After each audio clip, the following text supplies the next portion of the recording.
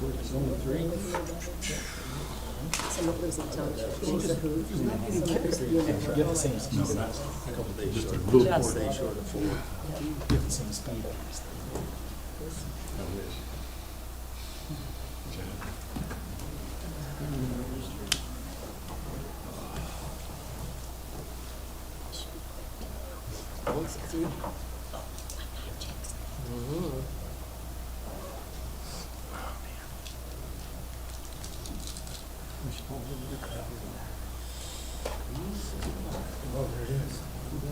Okay, we'll call this meeting to order. If you can, please stand for the pledge of allegiance. I pledge allegiance to the flag of the United States of America and to the republic for which it stands, one nation, under God, indivisible, with liberty and justice for all.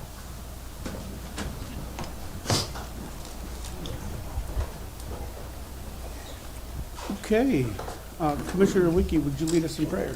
Sure. Let's pray. Lord, we just give you this evening, we give you this agenda. God, we ask for your wisdom. Lord, we ask for your favor. We pray that you would be with us tonight as we make decisions. Pray this in Jesus' name. Amen. Amen. Roll call, City Clerk. Commissioner Burr. Here. Commissioner Boring. Here. Commissioner Wiki. Here. Commissioner Smith. Here. Commissioner Harrington. Here. Commissioner Abs. Here. Commissioner Miller. Here. Vice Mayor Mullins. Present.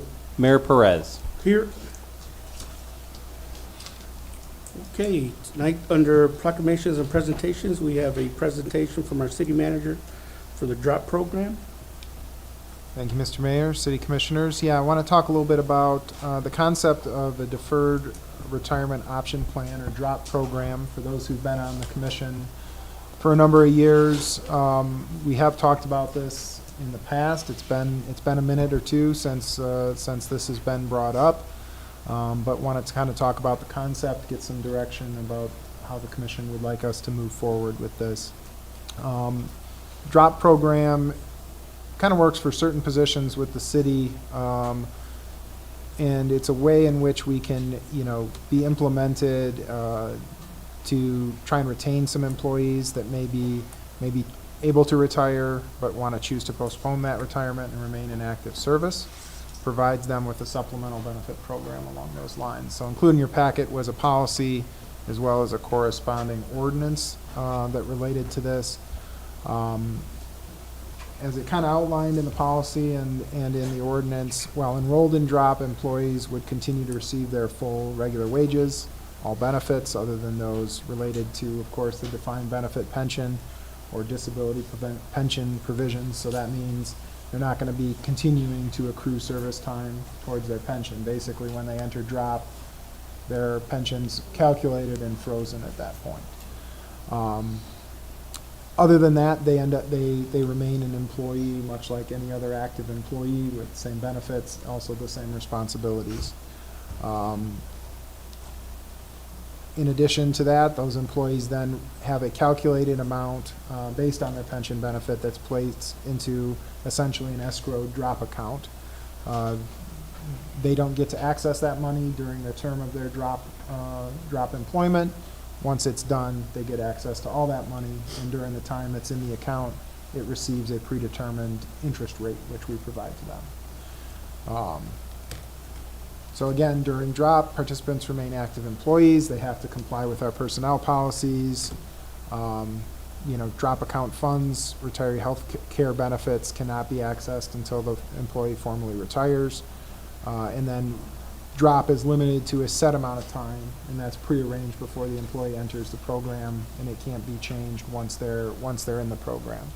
So for example, you can say, yeah, I'm thinking I'm going to be here another 2 years. And once that is agreed to, that's the time that's there. They can't, at the end of those 2 years, be like, I'd like to re-up and do another 3 years.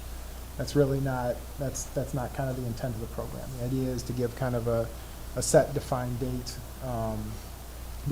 that has kind of a hard stop. And talked with at least one employee who would consider using the DROP program if it was there. We do provide a little bit of unless otherwise agreed to type of language in the policy, and that for a specific circumstance, so that there may be like very rare circumstances in which we would have kind of a predetermined extension type of thing, but generally the idea is maximum amount of time and then it ends, and we don't go beyond that.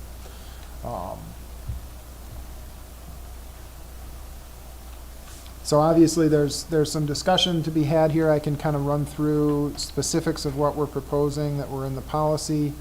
You saw those in the packet. Essentially, we're looking at 3% interest rate in the drop account, and the employees would receive 100% of their calculated pension benefit into that drop account. There are different drop programs. This is not a unique City of Sturgis idea by any stretch of the imagination. Others have used similar programs. We learned from them in putting together our draft policies and ordinances together. So you can set it up a lot of ways, but we felt that for something that is going to be attractive to employees to consider 100% of the pension benefit into the drop account is what would be necessary. And again, we're proposing the 3% interest rate in terms of the interest on that account. Again, that's very common in the policies that we looked at when putting this together. As far as the application and approval process, obviously the employee would need to initiate that process. It would include a supervisory interview to make sure that this is a mutually beneficial situation, that this employee is one that makes sense to retain. There's obviously a review of their employment record and personnel history, making sure that this is again, an employee that's going to be valuable to enter into the drop. It's also something where we're not going to have drop available for every position. It's going to also be something that is tailored. And you can do this in a lot of different ways. You can talk about entire employment groups or union sections of the organization. In our case, I think we would probably present a list of qualifying positions that would be included in drop, have that reviewed and approved by commission and the retirement board, and that would set our standard for which positions would be eligible to consider drop. There's a review process. Once it kind of gets past that supervisory and staff review process, then it would go to the retirement board to make sure that all the correct boxes were checked on that, after which the employee would be eligible to enroll in the program. Different provisions for whether there's a early voluntary termination from drop. So again, the employee is setting a term for which they're willing to maintain themselves in drop. If they were to leave early of their own volition, we would calculate a percentage of the time that they put in, and that would be from their account. That would be what they would earn. It wouldn't just necessarily be 100%, and that's because part of the idea of this is it's supposed to help us with employment planning as well. So if you're telling us you're going to be here for 2 years and all of a sudden you're like 6 months, yeah, sorry, I'm done. If it's a position that is difficult to fill, that puts us in a bad position. And so there's some penalty there if it's an early voluntary termination. If it's an early termination from the employer's standpoint, we just say, like, we're not going to be able to fund this position anymore, or anything else, they would receive 100% of that drop amount. If there's a early termination for whatever reason from the employer side. I can keep kind of going through details. I think those are kind of the high points. I'm happy to talk about any more specifics that you saw in the policy or had questions about. Basically, the purpose of this kind of presentation is really to get your direction. Next steps, we do want to present this to the retirement board, get their feedback, and then eventually bring this back to commission for formal approval to institute a program, if that's indeed what you want to do. Any questions for Andrew? I do. I have a question. Right. First, okay, I can see the monetary benefit to the employee. What's the benefit to the city that prompted this? The benefit to the city is if we have positions that are difficult to fill, or we have positions that we know are valuable. We might want to keep a person that's been with us for a long time, and we see value in retaining them beyond their retirement point. If they're in a position where they're feeling like they're going to be losing out, they're almost forced to separate, right, by the monetary benefit. So I can draw my retirement, go get a job somewhere else. Okay. You know, so Yeah, now right. I can be making my retirement and be making my salary. We want to have an incentive for them to say, well, you don't have to do that. If you still want to be here, and you're almost feeling like you're being forced into that because it doesn't make financial sense to stay, we want to provide an option for that, especially if it's mutually beneficial to us.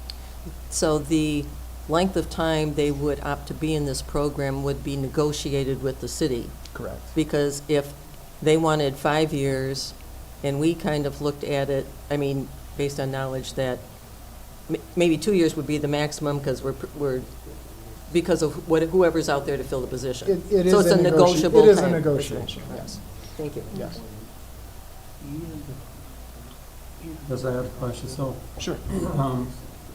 it's calculated amount based on their pension. Is it a percentage, certain, So a it set can percentage? be, the reason I put the language in there like that is, in this case, we're recommending it would be 100% of that pension benefit, because we think that that's what's going to entice. Other programs may say it's 80% of your calculated pension benefit, or it's 70% of your calculated pension benefit. Our recommendation is to provide into the account 100% of the calculated pension benefit. Definitely a benefit for the employee. So is this like they're drawing their pension and then just putting it into this account? No, technically, they're not drawing their pension. It's the same, it's calculated at the same rate as their pension, but they don't officially retire until they exit the drop program. So they stop receiving any additional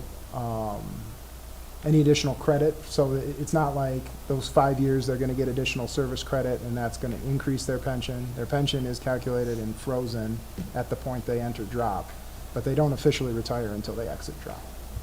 But the money that we're putting aside comes from the pension plan, the retirement plan? That would be Yeah. correct, yeah.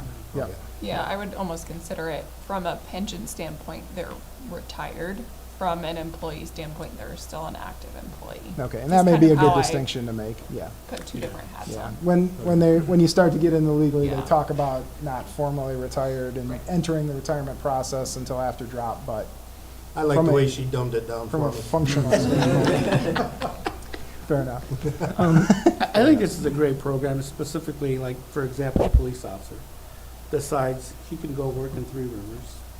So he's got a decision to make. I can quit, draw my pension, and go work over there and get a check and my pension. Where by having this, we just can't go out and hire a police officer tomorrow. You gotta, it's a process. Correct. So if a police officer were to come and say, or a firefighter for that matter, hey, I want to leave, I plan to leave in a year. Okay, well, let's sign up for this. It gives us time to properly hire someone. That person is not losing anything other than those 12 months of pension are there for him when he exit the program. And then we get 12 months to properly hire someone. That's correct. But it's not for everyone, because everyone's going to be in a different. Everybody's gonna have a different situation. situations. Everybody's gotta make that calculus in their own Yeah. head. I've Yeah. had people say to me, well, it might make sense for me just to stay a normal employee, because then I'm increasing my pension factor and gaining additional service time. That was what I was gonna That- ask about, yeah. it's like, why would Yeah. they not wanna do that versus Yeah. this? Is it more lucrative to Just go to the drop? Depends on the person and how they calculate it out, but this is what we're. Does seem likely that it would be- I mean, depends what you want, right? You could get a lump sum Right. of money, right, after the drop program. Where are you at in life, and what would you want to do with that? Do you want a lump sum at that point in time? Correct. So, I guess that was kind of I didn't understand if they Yeah. wanted to keep working, you could still keep working and You not could. retire. You can. But this is more of just an extra incentive to it's a different incentive, a different way of conceptualizing the benefit that you're getting at that point. Way Sadie put it, it would be a lump sum It would once be a you're lump done with the sum, 1 yeah. year, 5 years, or whatever, it's just that lump sum you get versus just your monthly pension check, I guess, whatever, Yeah, How I mean, often you're paid out. earning your pension check over time. It's just, yeah, you're now having Yeah. a lump sum at the end of that that's ready to So go. it's not necessarily giving you more overall, but maybe more right up front when you do decide. And for us, in terms of the cost to us, these are employees that generally we would be paying their pension anyway, so it's not like we're paying additional. We're still paying them their salary, but we're also paying the pension that we would be paying that person if they had retired and left our employment. So why hold is to determine, why not have everyone eligible, but you might not need somebody to stick around Yeah. for the drop? I guess, wouldn't that be kind of favoritism, because this guy can't use it, and yes, he's forced to stay in his pension where another one can use the drop? I mean, why is that? I think Only eligible. I think it comes down to, is it advantageous for both the city and the employee to enter drop? There may be positions where, it's not a bad thing that we have some turnover if we're able to get new employees in a position and get younger in a department, for example. You don't If we see any feel issues there's with- qualified candidates out there. Don't see any issues with that, though? What do you Offering mean? it to some and not to others, I guess? I think if you conceptualize it based on the positions that it is available to, and you talk through the employee and you make sure that it's mutually beneficial to everyone, if I offer it, or if it is eligible for all police officers, I think, if we're saying, not you, just because you're you and this other person is who they are, that's different. Now, if there's disciplinary issues or things that are leading us to say, we don't want to give you this special program because of the circumstances, I don't think that's inherently unfair. I think it's a fine line and something that we have to be careful. And that would be weeded out during the interview process and Correct. everything anyway, right? Correct. So again, I go back to my original, like you talk about the police.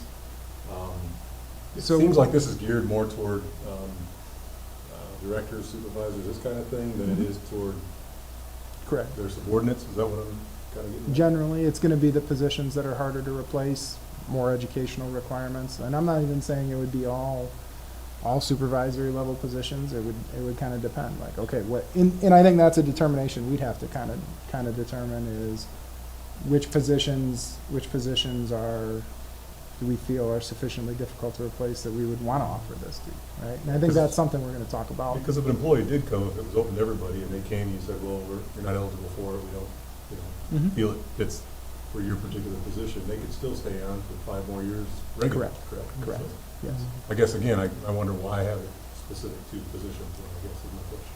it's an option, something we can talk about further And internally. in some of my research too, it can be a bigger cost to the city if you open it up. The actuarial calculations can change because you may have people now retiring sooner than what we had estimated or how they do the calculation. So it could become a greater cost to the city if you're now kind of changing that retirement Right. age or stage. So that can be a factor of maybe not.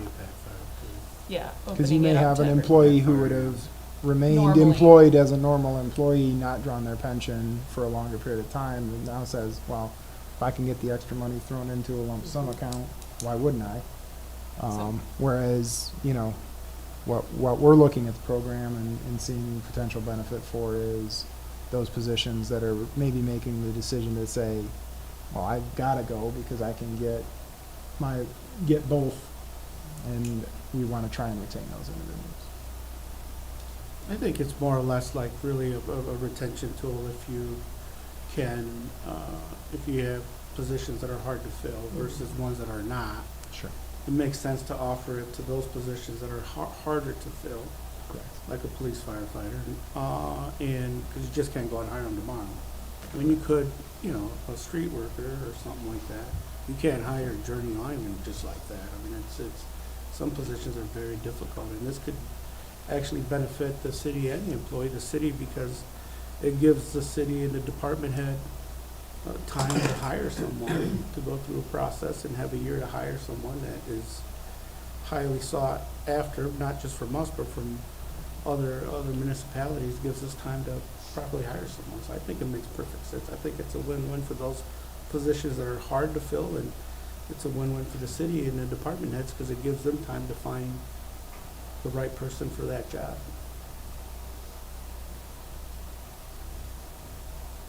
But Andrew needs direction so that he Oh. can, Just a quick clarification. When would they be taxed on this? When they take out the lump sum? Correct. So there's That would be a consideration, given. There's a couple options. 5 years of income all at once, been paying taxes on it. They could roll it over as well to like an IRA, which Yeah. would be So they have a couple non-taxable event. options. So it depends on how that person wants to Okay, receive that's what that, yeah. I just was yeah. Or it curious can be about that. split, Or split. or it can be split. Believe it or not, Barry's looked at this policy. I kind of thought so, yeah. So if the commission looks at this and they decide that they're interested in this, I did speak with Andrew a little bit. I do have a language change in the policy based on what we talked about in regards to gap insurance. So under item 7 for post-drop retiree, or retirement and retiree health benefits, the first 2 bullet points there, I'm going to propose that it states something that's hopefully very similar for both of those statements. So the proposed language I would like to see is the employee's effective date of retirement is the first day following exit from the drop program and employment with the city of Sturgis. Second line, which deals with retiree health care, is retiree health care eligibility begins following exit from the drop program and completion of all retirement-related documentation. There was some question as to whether or not there was going to be a potential gap in coverage for health insurance between when you left the drop program and when you were theoretically on retiree health care. And I think that language, if those 2 lines follow each other more closely, more resemble each other, I think that would be beneficial. I see where I see what you're saying in the first bullet point, Barry. Yeah, we can make an adjustment there. It looks like it makes sense. So, Question in the second one, though. You only changed one word in that second bullet point? The word exit to, I don't know that I get you rid need to of change. only after exit, and I follow, it effectively follows similarly to the above the first line.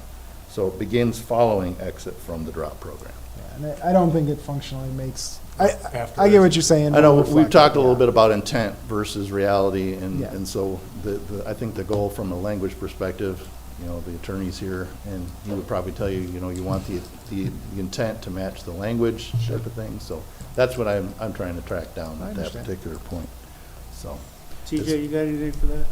I've not looked at that particular Okay. issue, so I'm All not right. comfortable weighing in one way or the other on that. It's just presentation, so. That's right. That's why I didn't. Well, that was- As far as Commissioner Harrington's thought, I mean, as far as why is it beneficial to the city, it's obviously it's an enticement to have staff stay longer under maybe circumstances that are more beneficial to the employee than they have been, but it's still an advantage to the city to keep to retain those employees. Mhm.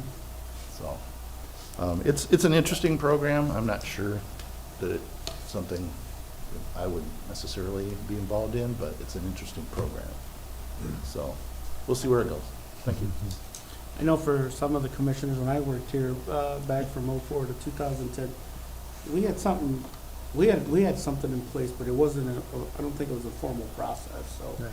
It's something that the city has done in the past, and I think Andrew, commend Andrew for putting something together and have a formal process, so it's written, everybody knows the rules, we, the commission, approve it. So I think it's better to have something written like you just are doing so.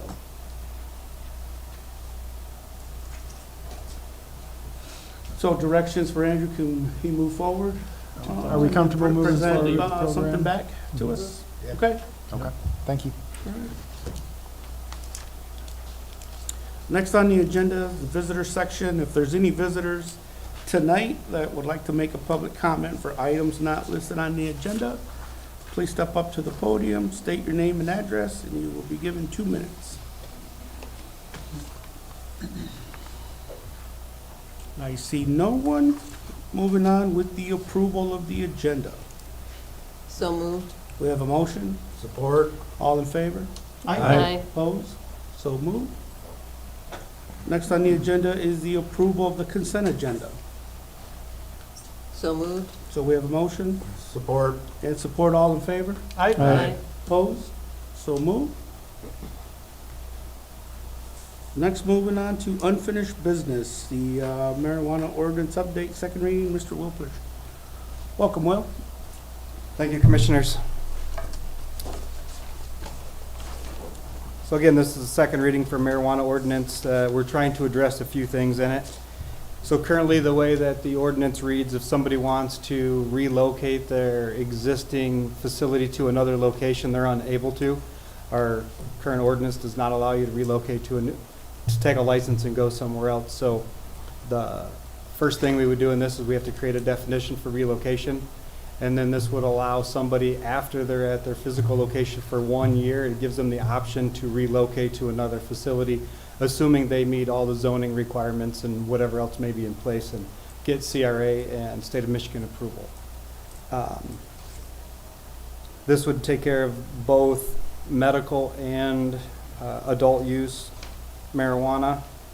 The other thing it does is for transfer. So a transfer is if I want to sell it to one of you gentlemen or ladies up there that want to take over my license, it allows me to transfer my license to you. But with this change, it would require you, if I have my business, I have to be in business for 1 year before I can sell it or transfer it to you to be in that same location. So those are the two things it allows. It would allow me to take my location or my license after I've been there for 1 year and relocate to another, or it allows me to sell it to somebody after 1 year. Currently, I could be open one day and sell it to somebody without having to have that 1 year requirement. So those are the things that these zoning amendments or code amendments take care of. So happy to answer any questions. I got one for you. Well, what's the advantage for us to require a 1 year waiting instead of? What is it? What's So advantage the to reason we city? wanted to put that in there is because of the competitive process that you have to have. When you have a limit on licenses for marijuana, you have to have a competitive process. We want to make sure that we don't offer somebody a license and then they immediately take that license and sell it to somebody else and they didn't have to go through the competitive process. Gotcha. So we want to make sure that that group that we vetted originally to give that license to, they're set up shop and then they have that new group gets to go through the transfer side of it. So then we vet them separately. Okay. So the license is permitted in that location. That's the key, is we want to make sure that license was permitted in that location. Everything is kosher. 1 year later, they can have the option to do that. We've only had to do this once since we've been doing it. We had a group that had one in BH1 and we were able to go through the transfer process.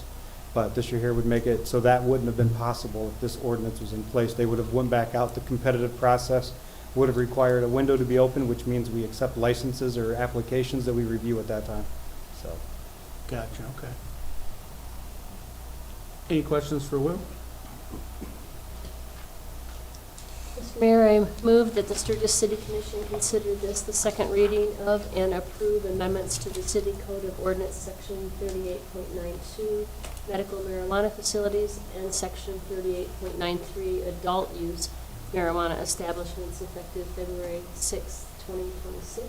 So we have a motion Second. and support. All in favor? Aye. Opposed? So moved. Mr. Mayor, I move that the Sturgis City Commission approve the medical marijuana permit relocation fee and adult use recreational marijuana license relocation fee in the amount of $2,500 as presented.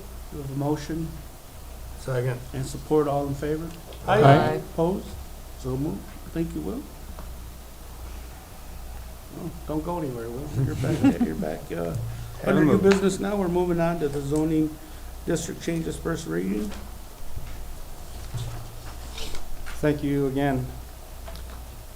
So this year stems back from master plan update from 2020. We had looked at this, looking at cleaning up the area up there you see in blue. Those are the properties that are kind of around Walmart, Auto Park Ford, that are more retail based. They're commercial business. Those are currently zoned manufacturing. So we're looking at changing those to Business Highway 1. The properties that are in gray, those are manufacturing currently. And if you guys remember when we were doing the zoning ordinance update, this is different than the master plan. 2 years ago, we talked about it, and when we were creating the Manufacturing 2 zoning district, the biggest reason for creating the Manufacturing and Manufacturing 2 was Manufacturing 2 would not allow marijuana facilities to go. So at that time, we decided that anything south of Chicago Road, we would start to transition from manufacturing to Manufacturing 2. So what that would do is make it so you couldn't have any new locations open up. The current ones would be able to continue. They would just be legal non-conforming unless there was an active license that was permitted through like the competitive process, or if you were in Business Highway 1 and a license became available, allows you to take that one license and you may be able to apply. So that was the thing that we created in 2023 when we were creating the Manufacturing 2 zoning district. So this is like phase 1 of that as we continue moving forward. So there was 2 things that happened here recently. Was the city had purchased, or I guess Sturgis Improvement Association, number 1 and 2, those 2 big blue properties there. EDC, I'm sorry. Yep. So those parcels right there, when they came into the city, they transfer into the city at the zoning district like the future land use would have had, and it had it as Business Highway 1. Throughout the process, we went through a design. So what we're looking at is the front 1,500 feet from the right-of-way, which you can see the line there. And so it's on the north side. You go back 15 feet straight south. The area to the east would be Business Highway 1. That would allow commercial development. The area to the west would be Manufacturing 2, which would open it up for some kind of industrial development. This allows us to start looking at some grants to get utilities ran down there to facilitate an industrial development as well. So by getting this zoning district changed down there, that allows us to start that process as well. We had several people reach out through the public comment at the Planning Commission. They never came to the meeting, but they had reached out just to inquire, and we were able to answer most of those questions. So most of the properties that we're talking about basically just went from a conforming use to a conforming use, from the manufacturing to the Manufacturing 2, which means they were a permitted use in manufacturing, and then when they transition over to a new zoning district, they're continued to be a permitted use or a special land use. So they basically don't become that legal non-conforming, which means if they go out of business, they wouldn't be able to come back. So we had a couple of circumstances there, 2 marijuana facilities. Herb Cannabis is one. They were licensed in the manufacturing district. They'll transition into BH1. So that'll just be a legal non-conforming, which again means if it goes away, it can't come back. Doesn't mean that they won't be able to potentially relocate that license or to transfer that license like we just talked about. And then the other one is Puff Cannabis down there. They're in the manufacturing currently, which was a special land use, which they were able to do it, but because they would transition to the Manufacturing 2, means that they would be legal non-conforming. So again, if that business closes down, they wouldn't be able to come back. Questions sense? for Will? What was the first one you mentioned that you said Herb. Puff, and then before it was the other? Herb, Where were they? URB, they're the ones in front of Walmart, the new one that's getting ready to open, the old retail warehouse facility. Oh, retail warehouse. Okay. And then I guess the question I had was, we switched it from Manufacturing 1, Manufacturing 2. The only difference between the two is the marijuana facilities. There's a couple of other use changes. So manufacturing, so we have to allow adult entertainment facilities in a district. So adult entertainment facilities are allowed or permitted as a special land use in manufacturing. They would not be permitted in Manufacturing 2. And there's a couple of other small uses that we wouldn't permit in Manufacturing 2. They were kind of created because there's a use in manufacturing, so they just stayed in that use. So like one was like, we created a use for like Myers Moving. So they were a permitted use and it wasn't the legal non-conforming. And there was a couple of other ones.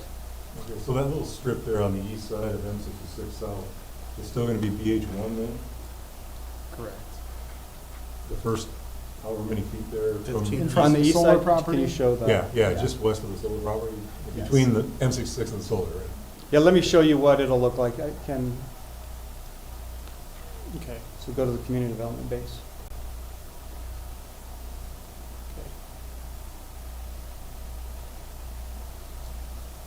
You have to click the zoning approved 4.9.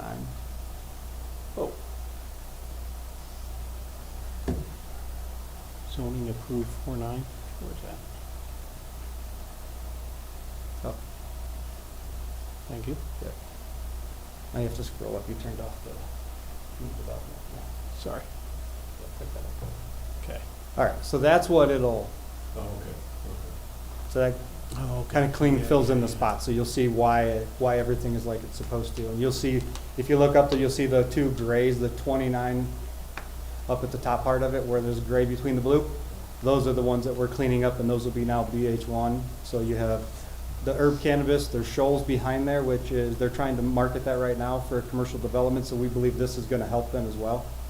And then behind that was lone spruce, and most of that's turned into a commercial district over there. So a question I have on that portion of it, since you brought it up, and I noticed that 25 up there, which is the white elephant, that is going to remain manufacturing. Why would that not be BH1 as well, I guess? is my question. Click on, I mean, there's not a whole lot left. There's oh, it's the on retention those. pond there, but there's not a whole lot of green space there. I just don't know what kind of manufacturing. Hang on one second, I wanna, Zoning approved. Which area? The white elephant. Up at the next top. to. Oh, the next bond, to the Oh, retention this? pond? Yeah. Pond over there. Okay. It's Yeah. remaining in manufacturing. because Two. as we continue going north, that's kind of the start of the M2 there. So that whole White Street area will transition from M1. North of it too. So it's gonna continue all the way up to Chicago Road. So we're gonna continue this process all the way. So you're gonna go down White Street, you're gonna go up Jefferson, all the way to Chicago Road for those manufacturing districts. And we may come across some that may be residential that we transition. We may look at something, doing some BOS throughout there, depending on what's there currently. Because as we do this, we like to align the uses to the zoning districts that's there so we can clean up some of the nonconformities. I was just looking at it, it just seems to me like something commercial would fit better on that lot unless that retention pond were filled in, I guess, or whatever, but I guess it's gonna go straight north from there. I mean, Yeah. I think I don't our think we would intention, yeah, our intention is gonna be that's gonna remain a retention pond or some type of public use Because that's what we for would, the I think- foreseeable future. So there's no reason not to leave it in manufacturing. And I think as we do the next master plan, as we go through that, we might look at all of the city-owned public property, changing that to a P zoning district for public. So it would just kind of stand out a little more so people don't, we come across this often where people are like, hey, I want to buy that property, it's owned by the city. It's like, sorry, you can't buy that, that's our retention area. So I think it would help us on the development side if we can clarify that when people are looking at the map and they see that that's city-owned property, it's public, and kind of, we can direct from there. Any other questions? Any other questions for Will? Yeah.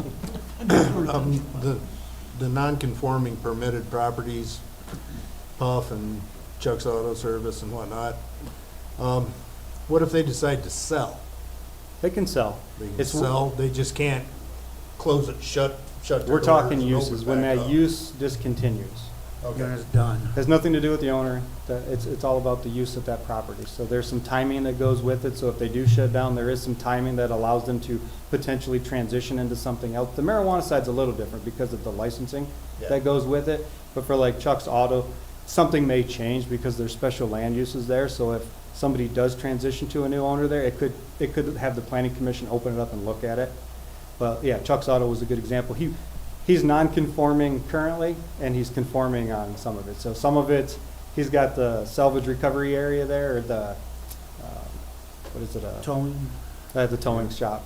So he has that set up there, which is legal because it's a special land use, but then he's got the vehicle sales area, which is not. That's the legal non-conforming. So by switching into the new zoning district, it just flips over. And this actually makes it more conducive for what Lone Spruce is doing, because It they're does. retail, basically, right? Yep. Is that? That's yeah.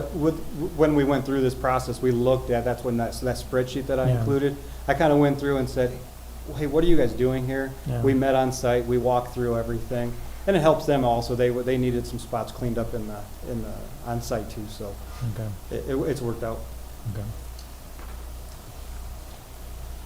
Any other questions? Mr. Mayor, I move that the Sturgis City Commission consider this the first reading of proposed zoning district changes as presented. So we have a motion Support. and support. All in favor? Aye. Opposed? So moved. Thank you. Will. Next on the agenda is the admitted discharge rights agreement for the battery storage project. Welcome, Chris. Mayor, Vice Mayor, Commissioners.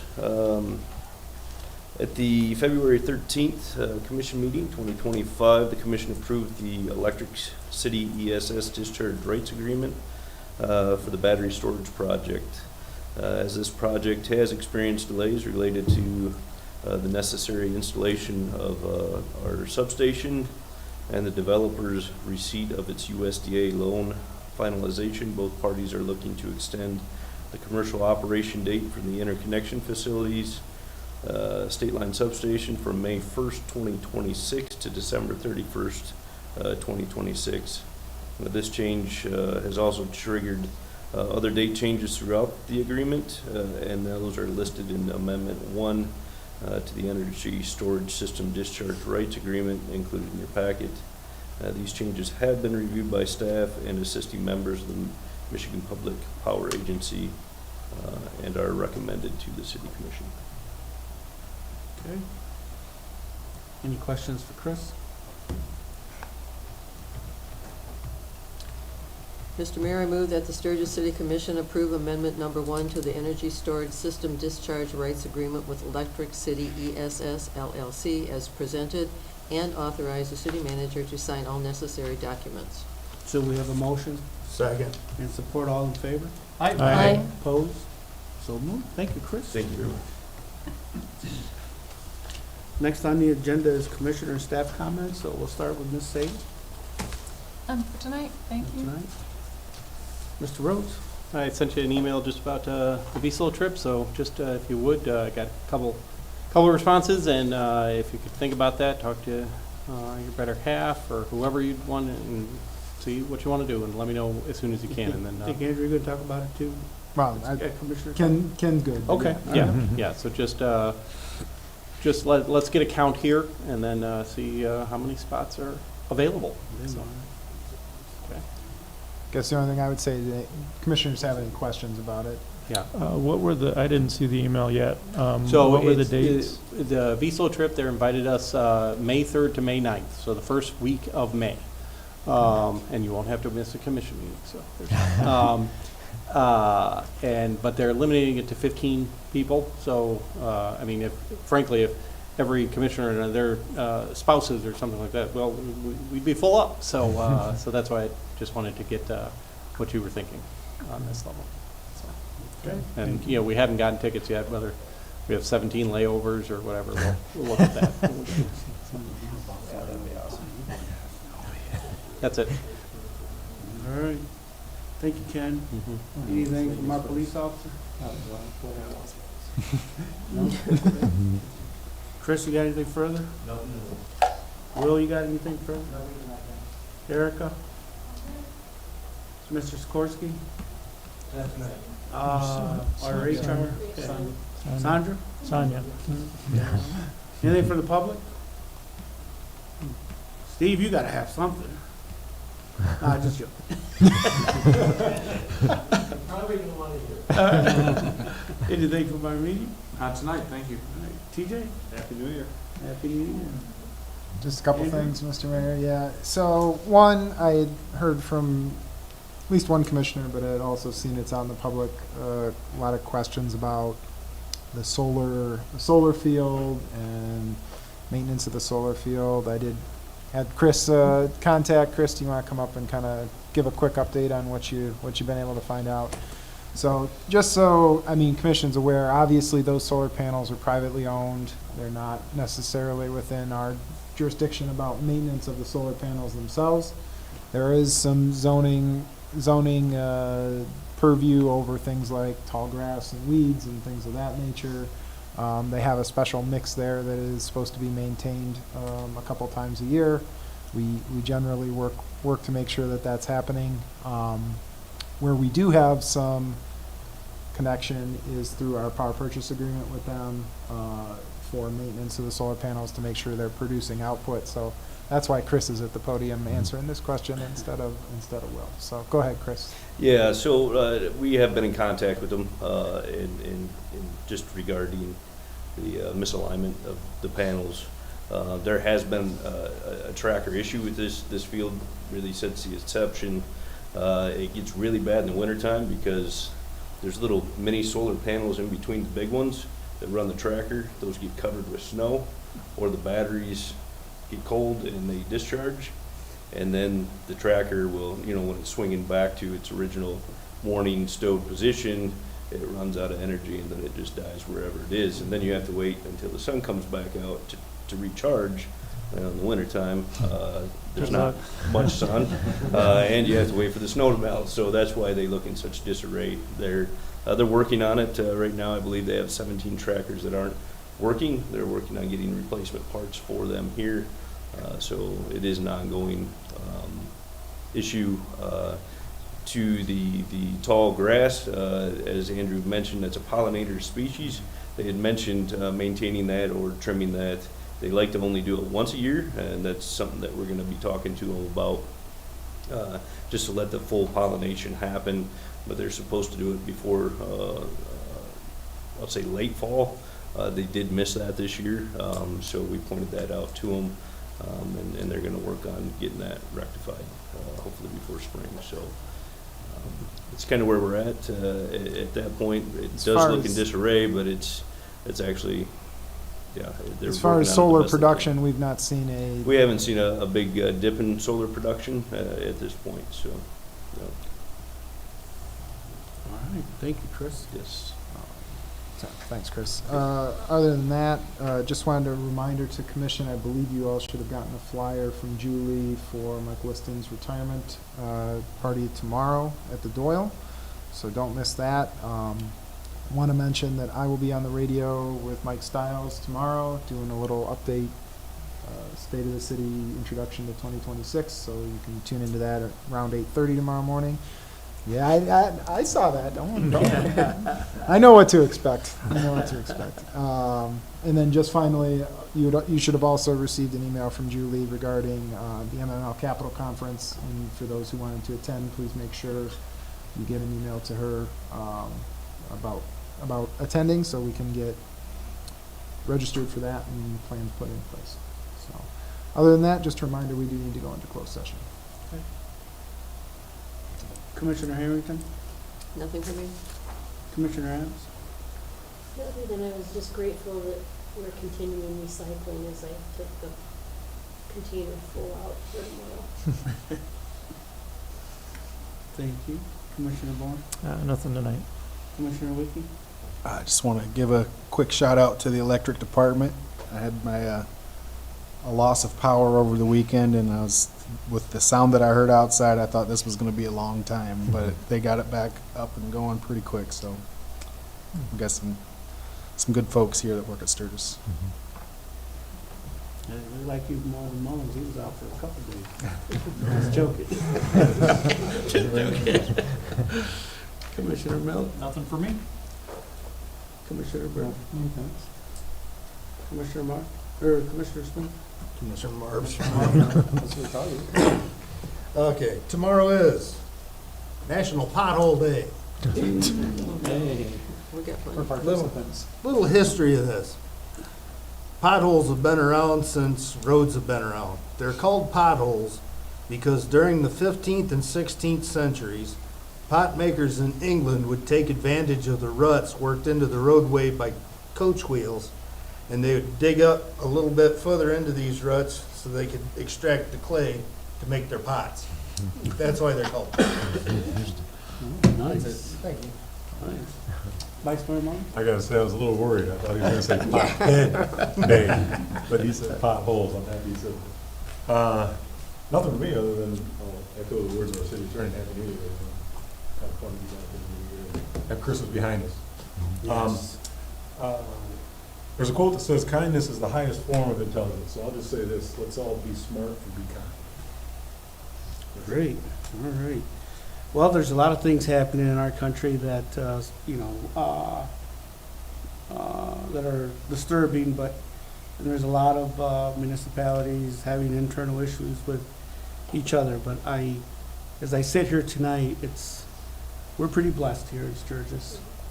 I know that all of us here, sitting up here, don't agree with each other. And we have our own viewpoints as to what's best for the city, but at the end of the day, we get along well, and we work well together. Now, let's just continue that, because if other municipalities can learn from us, hey, that's what we need, is being able to agree to disagree and still have respect for one another and still enjoy each other's company. So with that, we need to go into, I move we go closed into closed session for the purpose of union negotiations. Second. roll call, city clerk? Commissioner Burr, Yes. Commissioner Boring, Yes. Commissioner Wiki, Yes. Commissioner Smith, Yes. Commissioner Harrington, Yes. Commissioner Abs, Yes. Commissioner Miller, Yes. Vice Mayor Mullins, Yes. Mayor Perez. Yes. We're in closed session. Potty break? Good to see you, Steve. Yes. Remember, it's better to be seen than viewed. I know. Isn't that the truth? Isn't that the truth?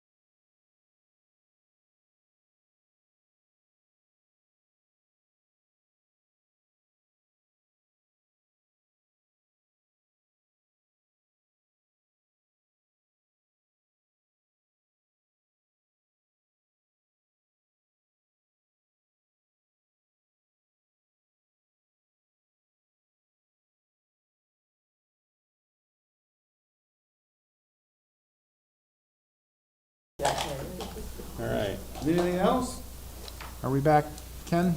Are you back? I believe we're back. I'm trying to watch it on my phone. Hold on. It's always delayed. There is a tape delay, so if, I don't know what I do. Hey, look at that. We're back. Hello, With that, world. we're adjourned. No. No, No. No, Not need a yet. motion to approve the agreement as presented. So moved. Do I have a motion Support. and support, all in favor? Aye. Opposed? So moved. Thank you. Meeting adjourned. Have a good work week, everyone. Thank you, thank you. Whatever.